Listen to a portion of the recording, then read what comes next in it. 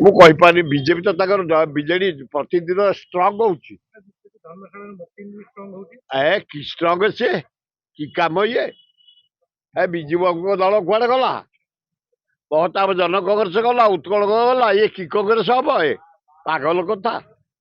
ଆଉ ଯଦି ଗଲେ ମୁକିମ ନେତୃତ୍ୱରେ ଧନ୍ୟବାଦ। ନିର୍ଭର କରେ ଓଡ଼ିଶାବାସୀଙ୍କ ଉପରେ, ଜନତାଙ୍କ ଉପରେ, ଏ ନେତାଙ୍କ ଉପରେ ନୁହଁ। ବୁଝନ୍ତୁ କିଏ ଜାଣୁଛି? ଆମେ କଂଗ୍ରେସ।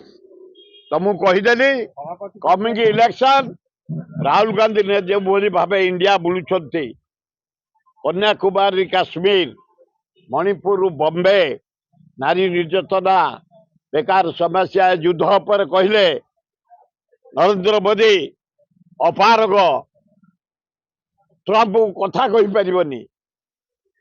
ଯାହା କହୁଛନ୍ତି ରାହୁଲ ଗାନ୍ଧୀ ବଢିଆ କଥା କହୁଛନ୍ତି। ଆମ ଭକ୍ତଦା ଯୋଉ ପରିବାର ସଂଗଠନ ସୁଦୃଢ କରୁଛନ୍ତି, ଛାତ୍ର କଂଗ୍ରେସ, ଯୁବ କଂଗ୍ରେସ, ମହିଳା କଂଗ୍ରେସ, ଆମବାଲୁକୁ ଏକାଠି କରିବା। ଆଜି ଆମର 2ଟା କର୍ମୀ ସମ୍ମିଳନୀ ଅଛି। ତେଣୁ କଂଗ୍ରେସ କମିଂ ଇଲେକ୍ସନ ସମୟକୁ ଅପେକ୍ଷା